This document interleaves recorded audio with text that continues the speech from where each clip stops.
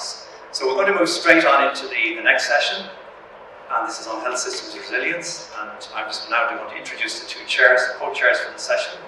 The first is Jim Clarken, and Jim is the CEO of Oxfam Ireland and an Executive Director of Oxfam International. He's a Commissioner at the Irish Human Rights and Equality Commission and is a Chair of the European Union Fundamental Rights Agency. And Jim, as many of you know, is a leading commentator on global issues relating to human rights, inequality, sustainable development, the rights of refugees and migrants, and the role of business in protecting and promoting human rights, and probably other things as well. So Jim, I invite you to come up as co-chair, and the other co-chair is Aidan Desjardins, and Aidan is a final year microbiology student at Trinity College Dublin. He serves as a student outreach team representative for the Irish Global Health Network and as co-host for the podcast Get Global, Young Professionals Talk Global Health. Further, in the wider global health community, Aidan works as a student ambassador for the Royal Society of Tropical Medicine and Hygiene and is a student and trainee leadership group member for the American Committee on Orthopod-borne and zoonotic viruses. So I'll hand over to you to chair this.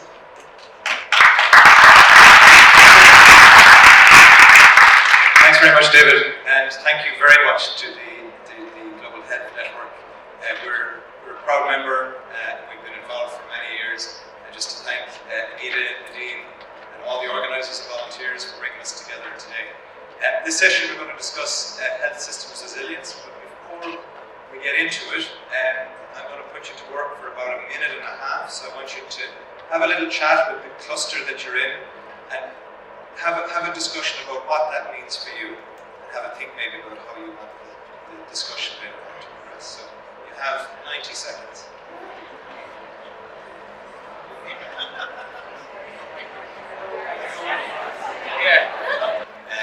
So you're all very welcome.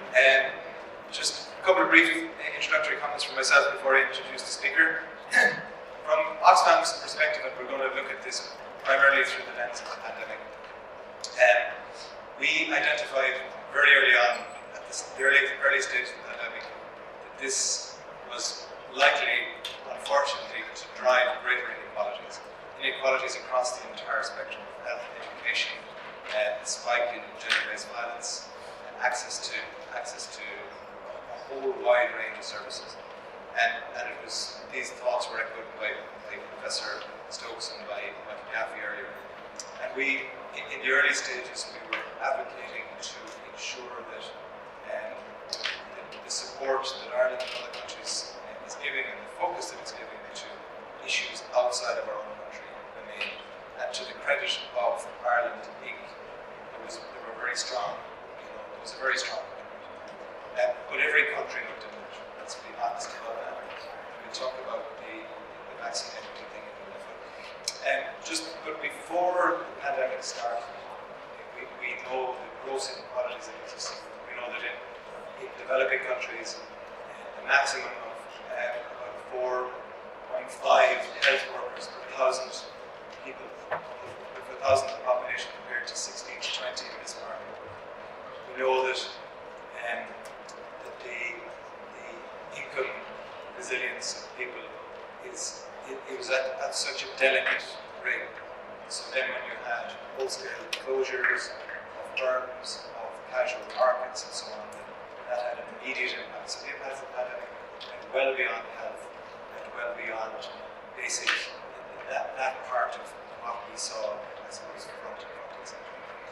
And as a result, we looked to put pressure on governments across the world to continue to invest in social protection, to continue to invest in those key issues that would somehow keep people at that minimum standard.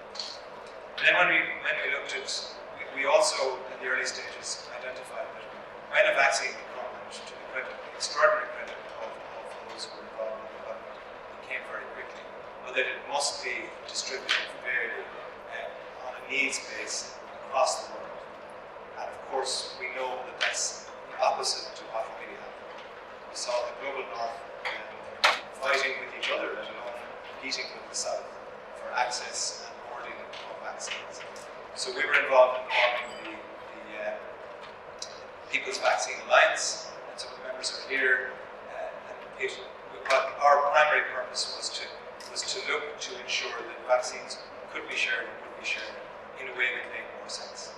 To put it in context, in Ireland, 81% of people receive their COVID vaccine dose compared to 19% in low-income countries.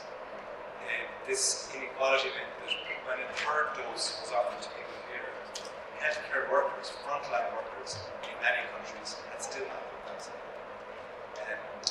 The impact of this in terms of the health of workers and the health of societies was dramatic. Unnecessary mortality, morbidity in low-income countries, and stretched health systems, which were already, as we know, very, very vulnerable. The consequence of the global vaccine inequity had a very largely detrimental impact on women and girls, as these things always do. I was very happy to hear the DG of Irish Aidan talk about gender equality as a central focus that it must be in where we go from here. And it has to be throughout all of our work. People's Vaccine Alliance looked to, rather than encourage the charity model, if you like, of the COVAX sharing of vaccines, we were pushing hard to have the recipe shared. So our advocacy work was on delivering on a TRIPS waiver of the WTO, which is actually built into the WTO rules to allow the sharing of vaccine expertise, technology, and ingredients, if you will, in just such an instance. And of course, that has been resisted heavily by the European Union and many countries have supported. And we still need to see this happen. So we, and my colleague James Clarken is here, will be discussing this in more detail at another session later on. But just to put it in the context of the exacerbating inequalities that were already there, but have been really pushed forward because of this pandemic. So now, as we learn from the pandemic, as we learn from what we were able to do and what happened, and as we look into the future and into where we face the focus of our work, it's now up to us to think, okay, what have we learned from that, and how can we ensure that when such eventualities arise again, that we will absolutely make sure that the furthest behind are not left behind. So now I want to introduce our speakers. Dr. Colm was appointed the Chief Clinical Officer of the HSE in April 2018, previously served as the National Clinical Advisory Group Lead for Acute Hospitals. He's the first Chief Clinical Officer responsible for aligning clinical expertise and leadership across the healthcare system, from service and policy design to planning and implementation. You're probably best known as one of the faces of the pandemic response here in Ireland. He was the lead clinical response within the HSE to the pandemic since the first case emerged in February 2019, providing clinical leadership to the HSE vaccine programme and its rollout to the Irish population. Unfortunately, Dr. Henry can't be here with us today, so we're going to have a video.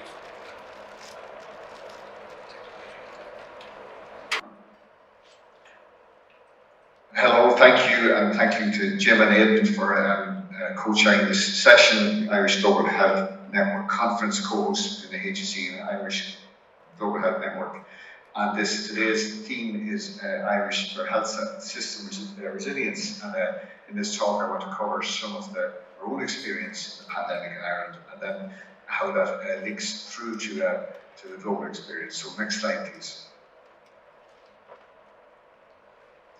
So looking at our own experience here, we've had in relation to the size of our country, we've had a huge number of cases.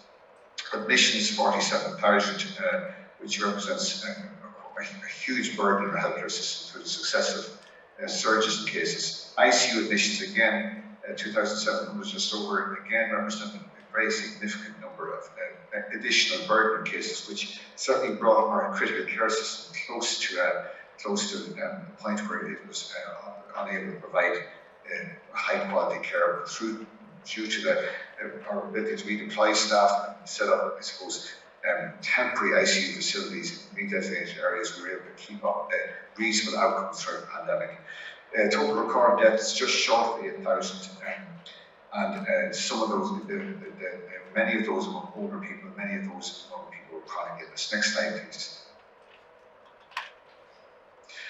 Looking at what the Irish response is, it's kind of widely acknowledged that we, in Ireland at least, had, despite a huge fear and apprehension at the beginning, that we had a reasonable and good public health, a timely public health response and advice through all stages of the pandemic. Before we had vaccination, there was great uncertainty through to the vaccination programme, which in many ways is the envy of the world in terms of the uptake. But that picture on the left shows the street off Grafton Street at one stage during the pandemic, or before the pandemic. On the right hand side picture, I took myself coming from the Department of Health one afternoon at 3 o'clock on Friday, showing the impact of these widespread public health measures and social restrictions which left our streets deserted, confined people to their homes for lengthy periods of time, and which in themselves led to secondary problems. Next slide, please. And those restrictions are well known to all of us. At one stage, people were confined to the houses, no household visits, all retail, restaurants, pubs, cafes closed, public transport available for essential workers, remote working, and really essentially shut down society for 2 periods of time, for months at a time. While that undoubtedly had affected people's interaction and sociability and the way they worked, it had profound implications for health, which I'll outline. Next slide, please. What was our response? Well, when we saw what was happening in Wuhan, Milan, was increase hospital capacity as quickly as we can. Development of a test and trace service. The first test we did was sent over to England with a 5-day turnaround time, during which the adolescent concern was kept in the hospital. We got the result back. Eventually, we picked at over 150,000 tests in 1 week. The vaccination program, again, upscaled from something that was ad hoc and delivered by queues within hospitals to then a widespread vaccination program in dedicated centres. Expansion of ICU capacity, addition of healthcare staff. Telemedicine, at one point during the pandemic, a quarter of all consultations were by video link, and now gone back to 16%, but nevertheless showing how adaptable and flexible people could be at a time of emergency. Any idea we had before, which encouraged avoidance of hospitalisation, footfall in hospital, was dusted down and scaled up with speed. Anything that was piloted before the season work was implemented. And suddenly, after years of talking about enhancing community care, we were actually implementing it. At the same time, strengthening infection prevention and control measures across every healthcare entity, public and private. Next slide, please. The vaccine response I mentioned before, in some ways, the envy in terms of uptake. Just look at that uptake. For those who age older, almost 100% of the population fully vaccinated with the primary vaccine course. As we go down through to the first booster, the uptake perhaps a little weaker, not surprisingly, because the same incentives might not be there between either fear of serious illness and also because of perhaps the freedoms that came at one stage of vaccination were no longer available for people whether or not to be vaccinated. But we did see still a very strong uptake for the first booster, approaching 80%. Second booster, perhaps less so, although strong figures remain in those aged 65 and older, perhaps again reflecting not just their degree of compliance, but also that they had more to gain by keeping their booster stats up to date. Perhaps they were more attuned to listening and complying with the advice they're receiving from multiple clinical and public health voices in a very consistent manner. One of the important facets of our programme was this consistent communication and advice and maintaining the trust of the population. The next slide, please. So let's look at the indirect. I said earlier there were some secondary consequences to what happened in the pandemic. One was, of course, a sudden drop in healthcare interactions. That red line on the graph above shows the ED attendances falling abruptly during that period of April, May, June. Again, ED admissions. So if you extrapolate beyond that, just with every healthcare interaction, GP attendances, cancer diagnosis dropped according to the National NCRI, National Cancer Registry, by 15% in 2020. The proxies for cancer care, biopsies, endoscopies, other procedures, other measures, other interventions, other interactions that were associated with lead on to cancer diagnosis intervention dropped considerably.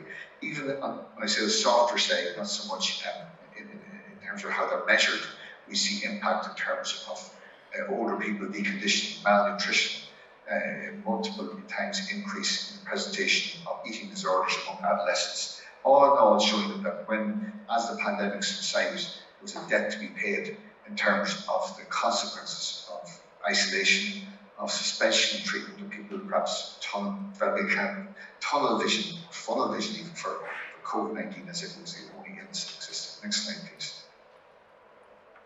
So looking back, clear health systems not prepared for prolonged multi-phase crisis, certainly not here in Ireland or anywhere for that. Health systems found were surviving on edge, and that included those healthcare systems hit early in London and Northern Italy, relatively well resourced, but totally incapable of dealing with the sudden surge in illness coming through and the requirement for intensive care and respiratory interventions. Hospitals didn't have surge capacity to deal with this, and what happened as a consequence, as I outlined earlier, is that other healthcare services suffered as a consequence. We scrambled in Ireland, as with other countries, to get access to information, equipment, supplies, tests, workforce, PPE, and like other countries, we found that systems of care that had evolved that may not have been directed by what was in people's best interest, clinically from lifestyle, were really corresponded to periods of needs of pandemic. Most notably, perhaps, the idea of congregated settings for older people, something we always need. Surely should not become the default setting for older people who can no longer manage their homes. Should be the case that we continue to encourage congregated settings as the only alternative. Surely we can look at better ways of maintaining people in some kind of home setting where they're not exposed to the risks of the pandemic. And most last but not least was surely the impact of healthcare workers has been huge in terms of exhaustion, depletion, and the psychological toll over a protracted period. Next slide, please. Lessons learned, well, upskilling, innovation, those ideas, as I said, were tossed around for too long over how we should move care to the community, or should enhance community care, now being upskilled, significant budgets within the HSE, and a recent paper from the Nuffield Trust highlighted that healthcare systems across the developed world certainly are escalating rather than pulling back on transformation, on this move towards a broader interpretation where healthcare can be delivered and of the staff that can deliver healthcare. So that kind of reform of healthcare and the move towards integrated care, healthcare systems are accelerating this trend rather than suspending it. Public health, certainly some of the stars of the pandemic in terms of we'll never be able to count the amount of cases avoided, deaths avoided through their intervention. One thing with absolute national level and international level is how much this exposes healthcare inequalities and the catchphrase without during the vaccine programme, you're not protected till everybody's protected. But likewise, we were reminded time and time again on migraine and other ways that we cannot just protect ourselves alone, be it one community, one family, one nation, without addressing the inequalities, whether it's the vaccine programme in terms of protection for the whole world. Of course, clinical leaders have a huge part. We found, especially when it came to those public health messages, people maintain their trust of healthcare professions and listen to their voices. Next slide, please. It's not a new concept. The world wasn't ready for a pandemic. The World Health Organization said in 2011 that we were ill-prepared to respond to the influenza pandemic, or any similar global public health emergency. And there's ample evidence going back before this pandemic of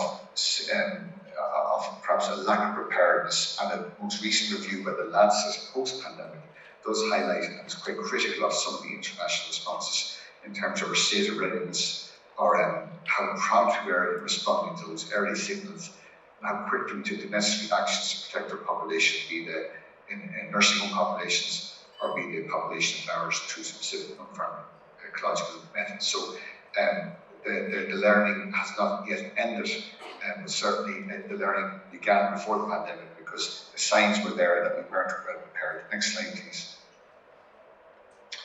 And of course, as we found out, the idea that we can be immune from pandemics is a fallacy. It's a much closer world, faster travel. By the time a case emerged in Wuhan, they probably were already seeding Italy. By the time they were in Italy, they were already in London. By the time they were in London, it was well in Ireland.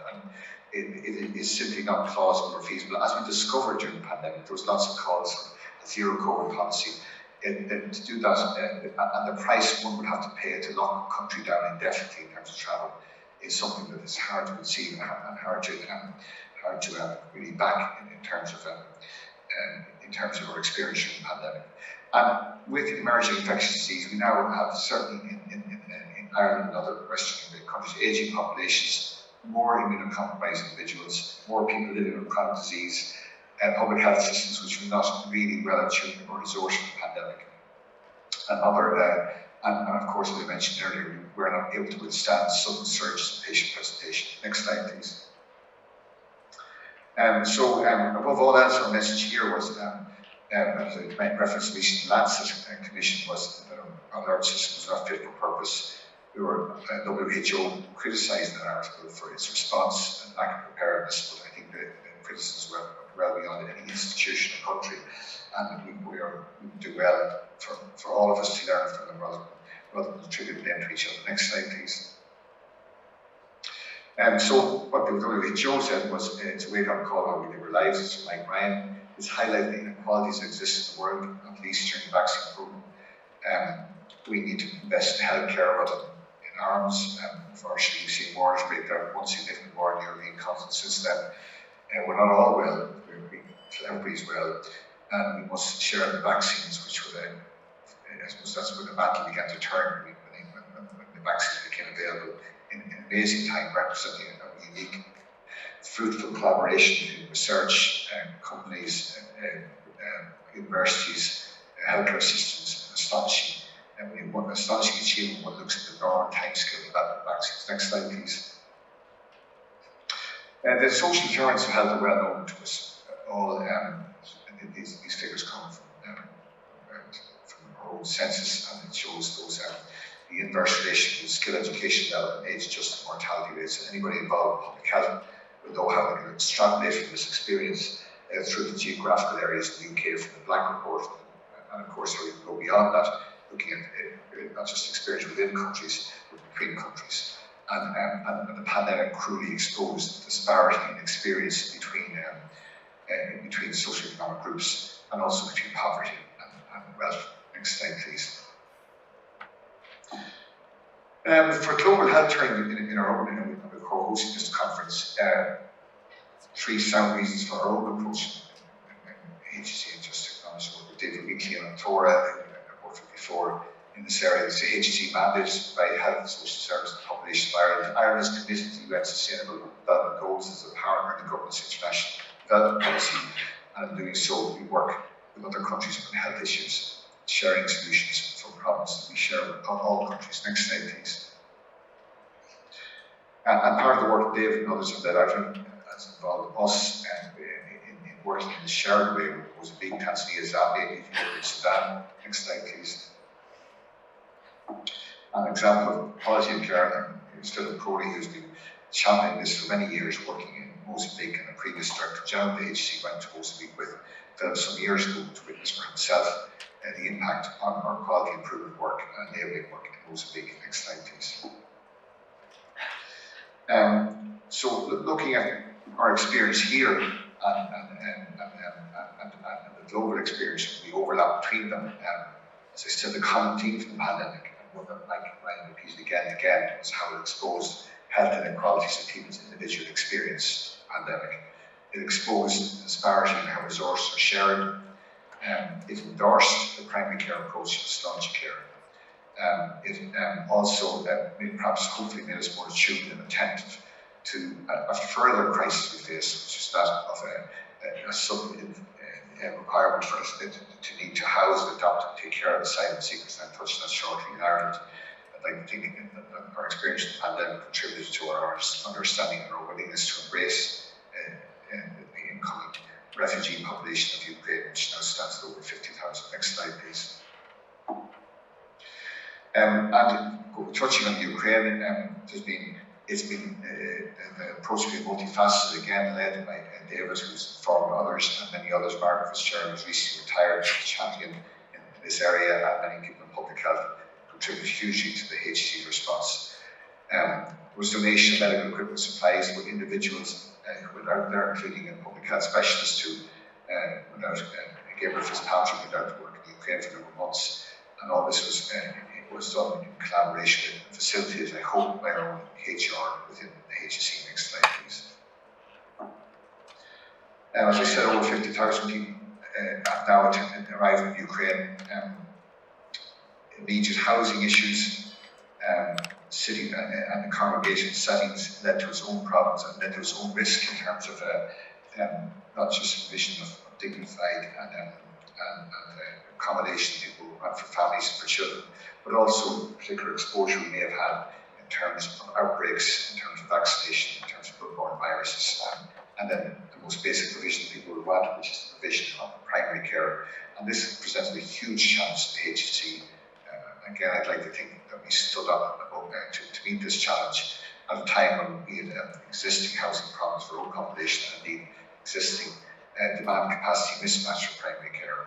But it was the right thing to do. It was politically led, and our medical and public health community embraced this, as indeed did other departments within government. And we're working with public health colleagues to try and do a catch-up vaccination scheme now for children from Ukraine, and also to identify and offer testing for bloodborne viruses to people from Ukraine in line with the major risks identified by public health colleagues. And there was some individual cases of heroic medical evacuation, bringing injured people from battlefields or from innocent civilians from bombs and other war-associated injuries to Irish hospitals for intervention, for treatment, surgery and rehabilitation. Next slide, please. I mentioned these particular groups and focus and all those. We began identifying the major risks, and then the hard work began as how we're going to respond to those risks. And that has led to distinct plans being laid out, and also operational groups set up by our colleagues in operations to address each of these in the themes outlined here. Next slide, please. So, coming to a close, what has the pandemic taught us? And the importance of addressing inequalities, and the part of the family of the medical profession which most capably is most attuned to this is of course public health. And we have we expanded the workforce hugely. It coincided at the time we were appointing consultants in public health, and part of this work involves, ironically, from Crowe Howard report, pulling away from what was seen as an over-emphasis on health protection to focusing on the other significant pillars of public health: health improvement, health service improvement, health intelligence, and doing so allowing public health consultants to work at their full license, addressing and proposing strategies to address inequality from within our country. We were laggards in this, as were other countries, and perhaps too cautious in our approach. That caution was thrown to one side during the pandemic, and I'd like to think that normal conflict won't resume, that we'll be able to hold on much of what was good during the pandemic. Data enabled health services. A big learning for us in Ireland was the lack of disease registries, the lack of our ability to identify particular vulnerable populations for vaccine. Much of this was done by paper, by manual exercise, and it simply isn't good enough, and we need to work towards a system where we can identify our at-risk population for any intervention we may need, be it vaccination or otherwise. Next slide, please. Perhaps I'll finish with this is the workforce, and this is a picture I took in a high pandemic of an infectious disease team working in Cork University Hospital. And it's pointed in a way because I had named all of them in the associated tweet, but they're hard to identify because they're almost anonymous behind their masks and PPE, and it represented a grueling period for healthcare workers going in and out every day. Work was hard enough working in this kind of environment, but there were kind of the fear that must be pervasive at the time, and the absence of vaccine made it much, much more difficult. And that same workforce we're relying on now to manage the post-pandemic cleanup, the catch-up for later diagnosed cancer, for upgrading of cancer, for non-attention towards mental health difficulties and eating disorders, as I mentioned before. And and working with this depleted workforce, enhanced in number certainly, is a challenge, and addressing their own needs post-pandemic. Next slide, please. And I mentioned their exhaustion, but also recruiting the additional people we need for new models of care, for retaining people, training people, and addressing that imbalance we had for too long between a system that was that needs resource in the hospital, needs more resource in the hospital, perhaps was under-resourced in the community, and developing those new models of care that will allow a more holistic and balanced healthcare approach to people who need access to healthcare in Ireland. Next slide, please. Just to finish, the slogan of Michael Ryan's "Have no regrets" move quickly, you'll never win. And that was a slogan that worked well during the pandemic. There's some degree of regression now, without doubt. We've moved to a normal kind of health regimes in certain ways, but it'd be nice to hold on to that innovation and that positivity we had, born out of necessity, but nevertheless something that achieves so much in such a short period of time. And the other quote from Dr. Tedros, one of the clearest lessons of the pandemic is the world needs a stronger foundation for global cooperation, pandemic preparedness and response rooted in human rights and equity. Now more than ever, we must protect the right to health and health for all. So we the briefers, and I'd like to thank the conference organisers, and again to thank David Weekly, Mentora, and the whole team. Brilliant, Michael.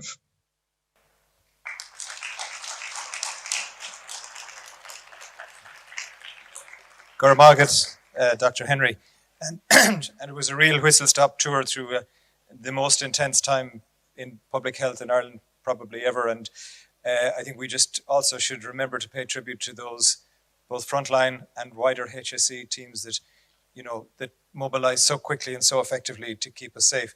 Some of the strong messages coming through, which are similar to what we talked about earlier, are global health inequalities and how we have to tackle those so that we can tackle everything else.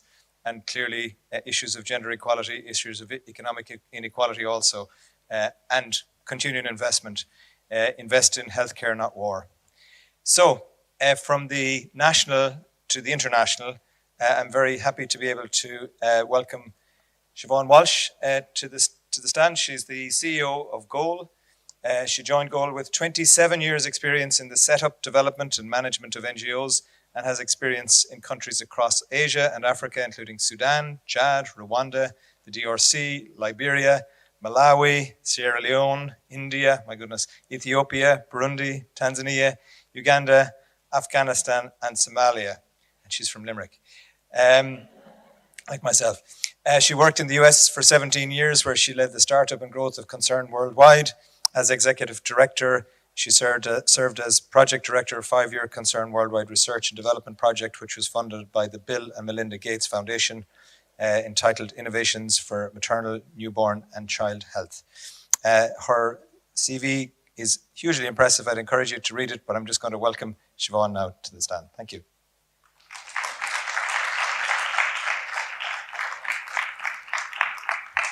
Thank you all very much.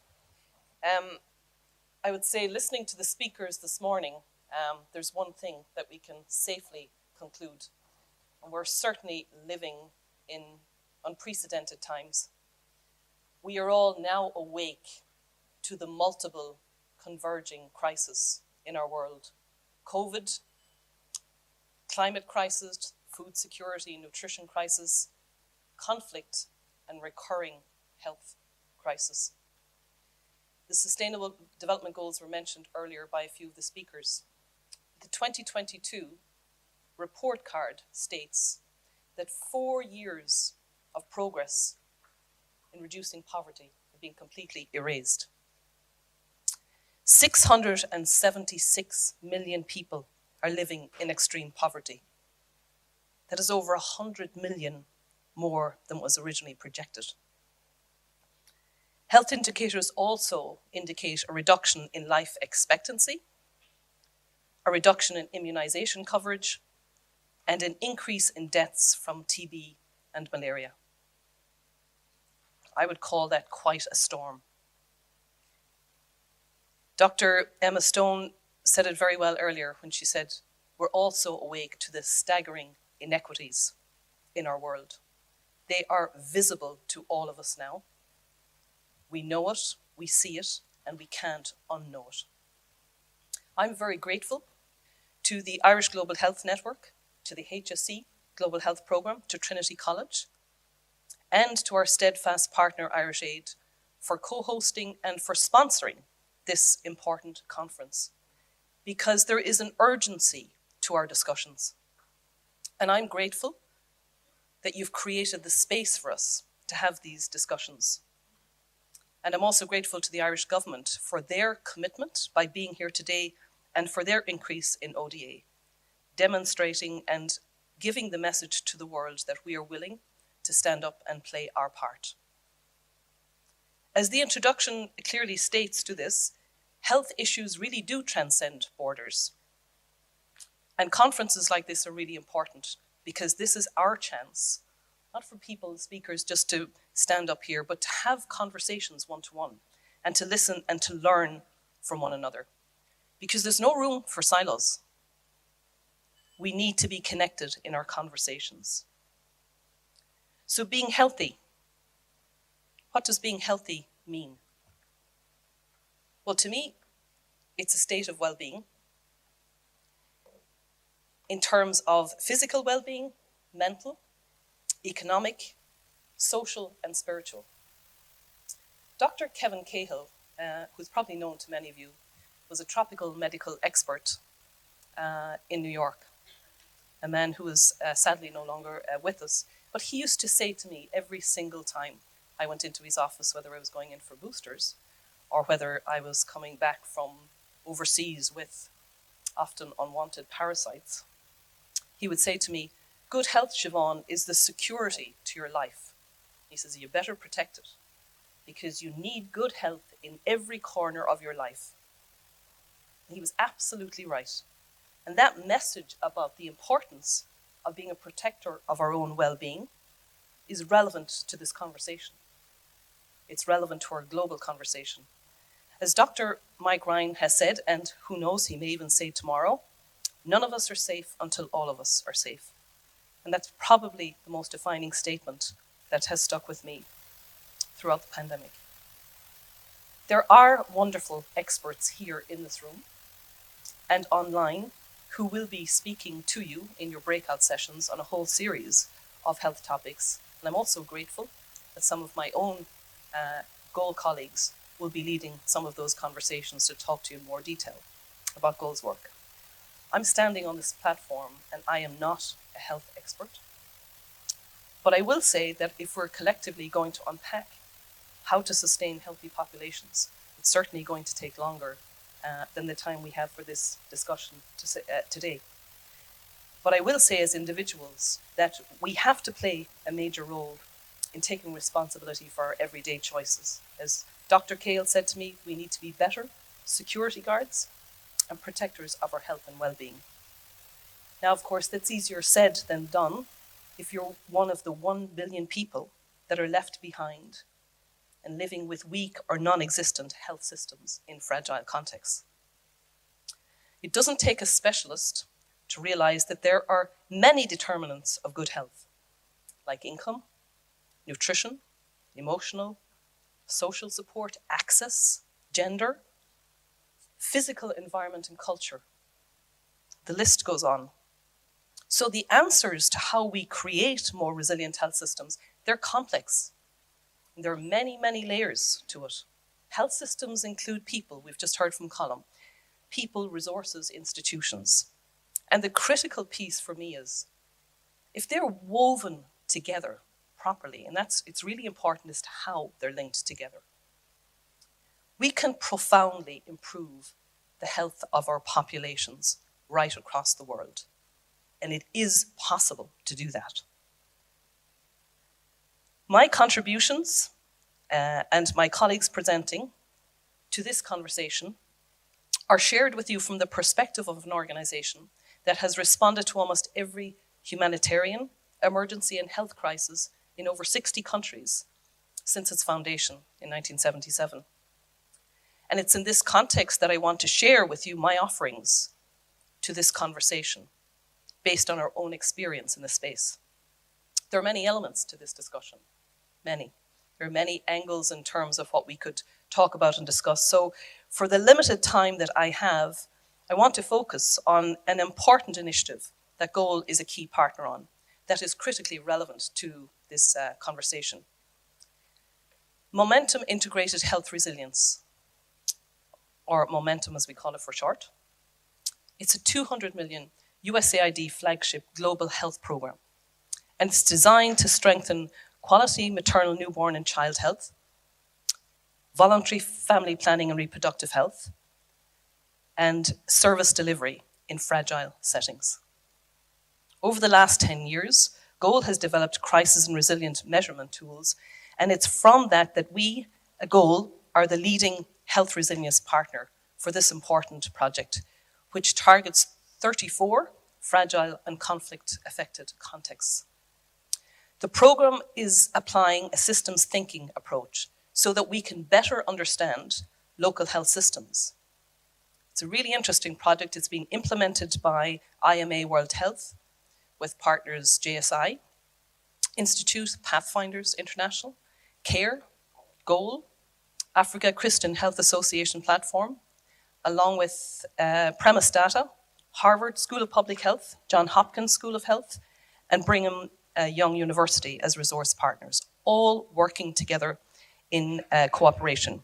Right now, we're mapping out health systems in South Sudan and Niger and other contexts to build out the resilience of these very fragile systems. It is very early days in this project because it's going to run over 5 years, but I am very, very keen and interested that we will share the learnings as this project evolves, because it's critical that we're sharing learnings as we go. There are many groups and institutions talking about health resilience, debating about how we measure health resilience, all pretty important. But in the Momentum Project and beyond that, we believe that during times of instability, and also to prevent instability and crisis, a resilient system should have the following.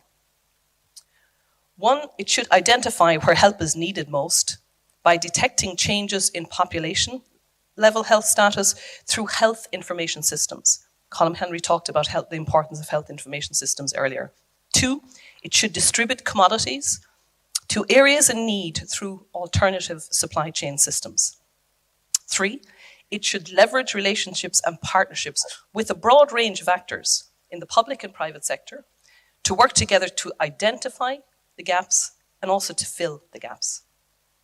Four, work across government sectors to share information with an emphasis on engagement with community leaders. I'll talk a little bit about the power of community leaders. And finally, to deploy and redeploy human and financial resources as they're needed. So I'm just going to take a minute to offer a couple of observations on each of those. One, identifying where help is needed most in population health status. The audience in this room, you already know this. You already know about the importance of health information systems and collecting data, particularly in times of crisis, because speed in crisis is more important than ever. I'll give you one example from Sierra Leone, where we trained data analysts in local government, actually it was in Porto Loco, on how to use technology and how to report incidents and to analyze the incidents of Ebola. And where there was underreporting, and we called that the silent sectors, that would trigger the deployment of health professionals to the area. And we trained them to use the technology, and if they weren't reporting, we sat with them and worked with them until we could find the way and understand the issues that were preventing them from reporting. Two, health resilient systems should distribute commodities to areas in need through alternate supply chain. You already talked about it in terms of vaccines. A global health system would ensure that vaccines would be available in the global south, and that's regardless of intellectual property restrictions. We all know this already. And during COVID, as vaccines started to roll out, Goal and so many other organizations and groups and networks in this room and beyond worked on vaccine hesitancy, supporting national task forces in rolling out vaccine campaigns, but also, and really important, is endorsing the Gavi Civil Society organizational call to action on equitable access to vaccines. We certainly support the COVID-19 patent waiver to accelerate the production of vaccines, not only that, but diagnostics and treatment in the global south. Third one was leveraging relationships and partnerships. In both the Ebola and COVID, we worked with private sector communications companies to message on prevention and treatment in filling gaps in information, because counteracting damaging misinformation on COVID-19 was a critical priority. We had to get messages out quickly, and we had to get the right messages out. So we entered into partnerships. I'll give you one example in Zimbabwe with an advertising company called ProMobile. And that went around the country with trucks, with megaphones, and we reached over 8 million Zimbabweans. That's half of the population with proper information.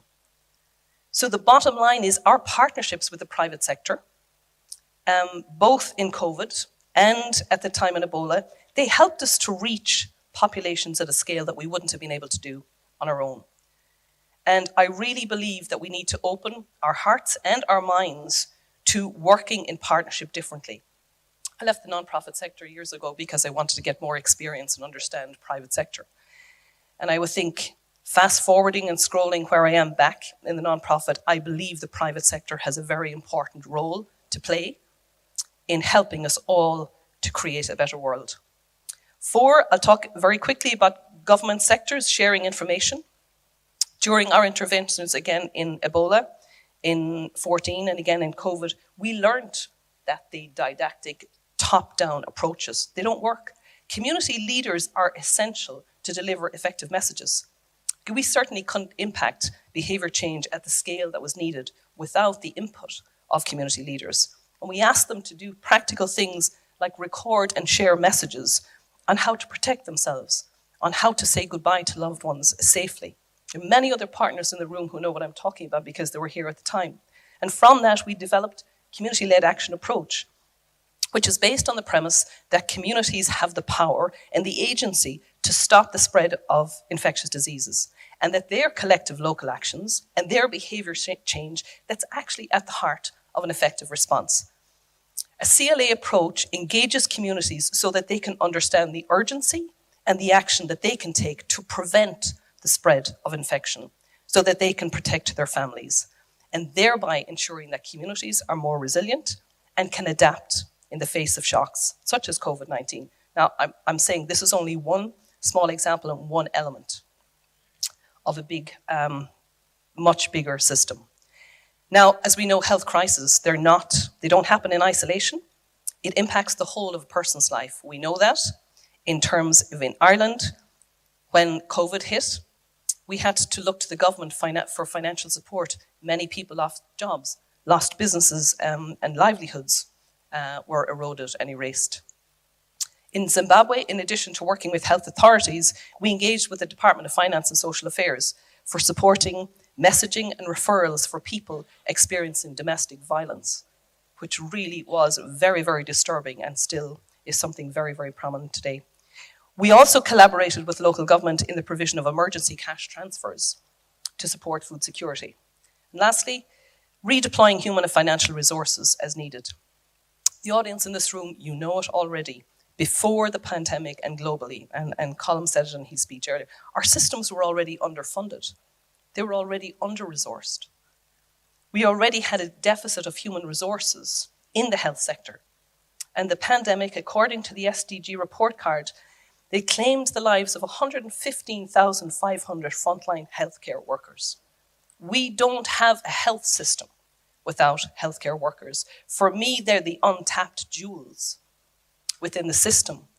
And we have to pay much more attention and tap into their power and their influence. Much more has to be done. And a resilient global health system needs not just the human resources, but also financial. In the British Medical Journal this week, the authors noted that against the current background, wherein half of the primary healthcare facilities in sub-Saharan Africa have access to clean water and sanitation, they said that the amounts that are needed, just these figures are incredible, it's going to take 100 billion per year to plan for pandemic preparedness and 300 billion for universal health coverage. So what's the point?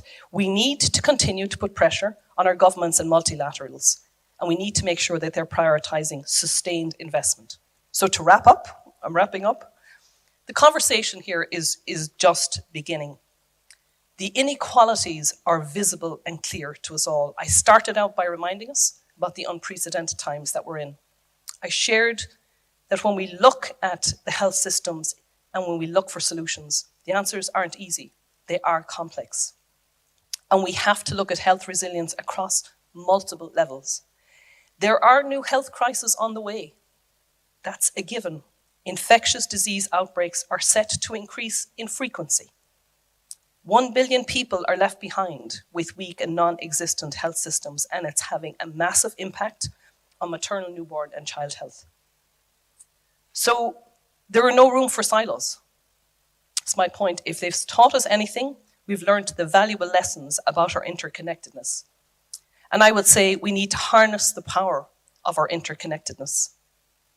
We need to embrace that we are one global human family.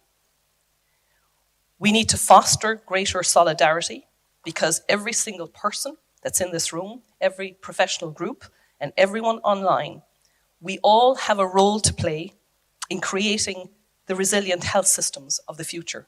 And as Colm said very well, we really need to be together on this. So the only thing that's left for me to say, are you ready over the next some days to take some action and really step into this conversation and help us to figure out those solutions? Thank you.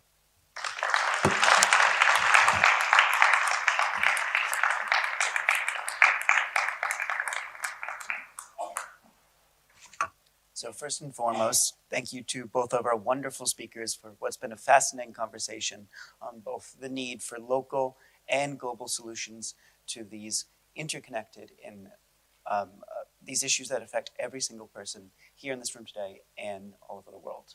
So just being cognizant of the time, let's move our conversation to the break. And if you want to ask any questions of our speakers today, we'll be around all day to discuss, and I hope to see you around as we continue the discussion. Thank you so much. Well, thank you very much for those two wonderful presentations. There was a lot of food for thought in those, and some very, very, very good inputs.